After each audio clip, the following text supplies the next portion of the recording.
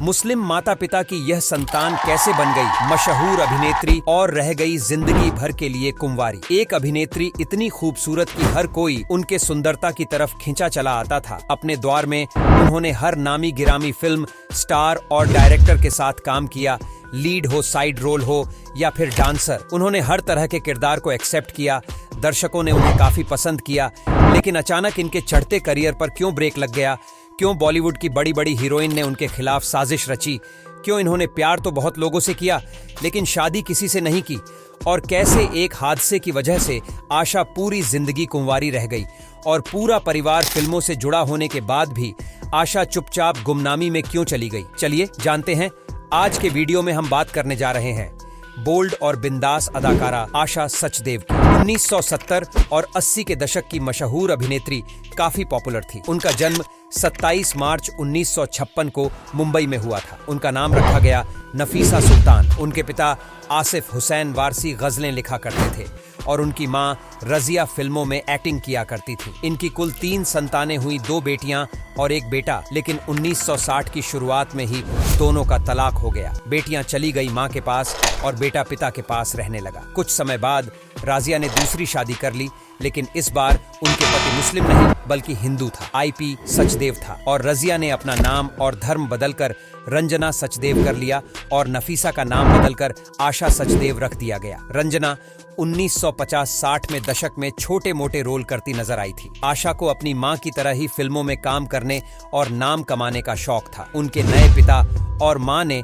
उन्हें बढ़ावा भी दिया और एक्टिंग का प्रशिक्षण भी दिलवाया। पुणे के एक्टिंग अकादमी से आशा ने अपना एक्टिंग कोर्स पूरा किया और वापस मुंबई आ गई काम की तलाश में। उन्हें को पहली फिल्म मिली, उसका नाम था डबल क्रॉस, विजय आनंद और रेखा के मुख्य किरदारों वाली। यह फिल्म 1972 में रिलीज हुई थी, जिसमें आशा का भी दमदार किरदार था। यह फिल्म कुछ खास नहीं चल पाई, लेकिन आशा के एक्टिंग को दर्शकों में नोटिस किया। इसके बाद उन्हें अगली फिल्म मिली जिसका नाम था बिंदिया और बंदूक। इस फिल्म में वह मुख्य अदाकारा के किरदार में थी और उनके हीरो थे किरण कुमार। यह फिल्म कम बजट की थी लेकिन अच्छी खासी हिट रही थी। इस फिल्म ने उन्हें कम बजट की फिल्मों में स्थापित कर दिया। 1973 में उनकी हाथी के दांत, कशमकश, एक नारी दो रूप और हिफाजत रिलीज हुई। कुछ फिल्मों में उनके रोल छोटे थे तो कुछ फिल्मों में दमदार। हिफाजत में उनके हीरो थे विनोद मेहरा। यह फिल्म हिट रही और आशा की अदाकारी को भी पसंद किया गया। 1974 में उन्हें मिली वादा तेरा वादा। इसमें भी उनके हीरो विनोद मेहरा थे। यह फिल्म भी नहीं चल पाई। हालांकि आशा काफी मेहनत कर रही थी, लेकिन उन्हें दर्शकों ने हमेशा बोल्ड और बिंदास अदाकारी में ही देखा था और दर्शक उन्हें वैसे ही देखना पसंद करते थे। इसीलिए जब वह सीधे साधे रोल में आई तो लोगों ने उन्हें कम नोटिस किया। मॉडर्न कपड़ों में तो वह हद से ज्यादा हॉट लगती थी और यही कारण रहा कि उन्हें ग्लैमरस रोल ही ज्यादा दिए गए। 1974 में रिलीज हुई नवीन निश्चल और रेखा की मुख्य भूमिका वाली फिल्म वह मैं नहीं फिल्म में आशा सचदेव पर्दे पर आई तो दर्शकों की सीटियां रुकने का नाम नहीं ले रही थी। इस फिल्म में अलग ही अंदाज में आशा को देखकर दर्शक उनके दीवाने हो गए थे। इस साल उनकी फिल्म दो चट्टाने, परिणय और 2 नंबर के अमीर रिलीज हुई। उन्होंने कभी भी किसी रोल से परहेज नहीं किया। जब जहां जैसा रोल मिला उन्होंने एक्सेप्ट किया और अपनी अदाकारी का दमखम दिखाया। उन्हें लीड साइड रोल सभी तरह के किरदार मिल रहे थे और वह सभी किरदार निभा भी रही थी। 1975 में उनकी फिल्म आई लफंगे।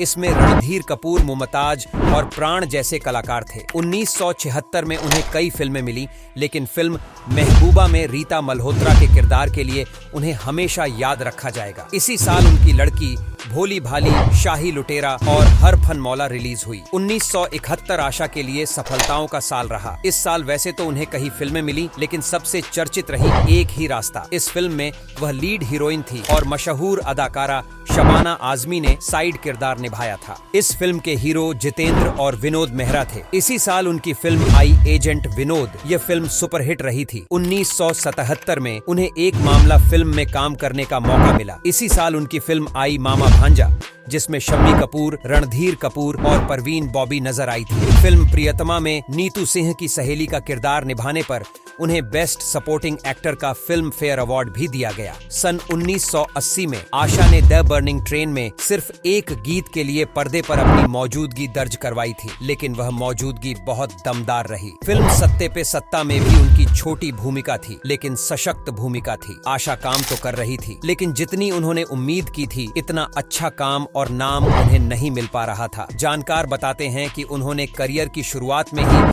बी ग्रेड फिल्म बिंदिया और बंदूक में काम किया, जिसकी वजह से उनका करियर परवान नहीं चढ़ सका। कुछ लोगों का कहना है कि उस दौर की हाई प्रोफाइल अदाकारा ने उन्हें लेबल्ड करार कर बदनाम किया था, और शायद यही वजह थी कि आगे उनके साथ ज्यादातर ए ग्रेड के निर्देशकों ने काम नहीं करना चाहा। इसका नतीजा यह हुआ कि उनके हाथ से कई बड़ी फिल्में निकल गईं। इसके बाद ना चाहते हुए भी उन्हें कम बजट वाली फिल्मों में काम करने के लिए मजबूर होना पड़ा। जहां एक तरफ सभी आशा सचदेव में पोटेंशियल होने की बात करते थे, वहीं दूसरी तरफ लीड हीरोइन को मजबूरी में सपोर्टिंग किरदार निभाना पड़ रहा था। किसी फिल्म में वह हीरोइन की बहन बन जाती है, तो किसी में उनका साइड रोल होता था, और देखते देखते वह कैरेक्टर रोल तक ही सिमट कर रह गई। 1982 में आई फिल्म प्रेम रोग में हीराबाई के किरदार को उन्होंने बहुत ही शानदार तरीके से निभाया था। इसके बाद आशा ने छोटे पर्दे का रुख किया और कुछ टीवी सीरियल किए। 1987 में उन्होंने टीवी सीरियल बुनियाद किया, जिसे रमेश सिप्पी ने निर्देशित किया था। यह सीरियल काफी लोकप्रिय रहा था। इसमें शन्नो की महत्वपूर्ण भूमिका में आशा ने बहुत अच्छा काम किया था। 1989 में उन्हें 2 फिल्मों में देखा गया, ईश्वर और आखिरी मुकाबला। दोनों ही फिल्म में उनका किरदार साधारण ही रहा था। 1990 में उन्होंने बागी फिल्म में लीलाबाई के किरदार में अच्छा अभिनय किया था, जिसकी काफी सराहना हुई थी। 1992 में उन्हें फेमस फिल्म दीवाना में देखा गया था। 1995 में उन्हें फिल्म बरसात में मारिया के किरदार में और वही कर्तव्य में रूप सुंदरी के रोल में दिखी। 2000 में फिल्म फिजा में वह कैरेक्टर के रोल में नजर आई थी, जिसमें उनकी एक्टिंग को काफी पसंद किया गया था, जिसमें वह जया बच्चन की दोस्त बनी थी। इसी साल उन्होंने फिर से टीवी का रुख किया और स्टार प्लस के इना मीना डीका में 3 सुपरस्टारों में से एक के रूप में नजर आई। 2007 में उन्होंने मल्टी स्टारर फिर में झूम बराबर झूम में फिर से बड़े पर्दे पर काम किया। इसमें उन्होंने शबनम का किरदार निभाया था। 2009 से 2010 तक उन्होंने टीवी धारावाहिक जुगनी चली जालंधर में अच्छा काम किया था। धीरे धीरे उन्होंने फिल्मों को अलविदा कह दिया और एक्टिंग से दूरी बना ली। उन्हें हमेशा इस बात का मलाल रहा कि उन्हें अच्छे किरदार निभाने को नहीं मिले। अगर उनकी निजी जिंदगी की बात करें तो उनके भाई, जो उनके पिता के साथ चले गए थे, वह बाद में एक मशहूर सिंगर बने, जिनका नाम अनवर हुसैन है। आपको जानकर हैरानी होगी कि जाने माने अभिनेता अरशद वारसी उनके सौतेले भाई हैं। आशा की मां यानी कि रंजना सचदेव से तलाक के बाद उनके पिता ने अरशद की मां से शादी कर ली थी। इस हिसाब से अरशद वारसी आशा के सौतेले भाई हैं। हालांकि अनवर हुसैन ने एक मीडिया इंटरव्यू में बताया था कि उनका रिश्ता आशा सचदेव से आज भी पारिवारिक है, लेकिन सौतेले भाइयों में कोई अपनापन नहीं है। आशा सचदेव से कभी किसी के अफेयर की खबरें सामने नहीं आई, लेकिन वह एक बिजनेसमैन किशन लाल को पसंद करती थी और उनसे शादी भी करने वाली थी। लेकिन किस्मत को तो कुछ और ही मंजूर था। शायद आशा की किस्मत में पति का प्यार नहीं था, और एक दिन ऐसा हादसा हुआ कि आशा की जिंदगी बदल गई। शादी के कुछ रोज पहले ही एक कार एक्सीडेंट में उनके होने वाले पति की मृत्यु हो गई। उस वक्त किशन लाल सिर्फ 30 साल के थे। इस हादसे के बाद आशा बहुत टूट गई और उन्हें सदमे से निकलने में काफी समय लग गया, लेकिन उन्होंने अपनी जिंदगी को लेकर एक बड़ा फैसला किया और कभी शादी न करने का मन बना लिया। इसके बाद आशा ने कभी किसी से शादी नहीं की और हमेशा ही कुंवारी रही। आशा आज फिल्मी दुनिया से दूर है और फिलहाल अकेले अपनी जिंदगी बिता रही है।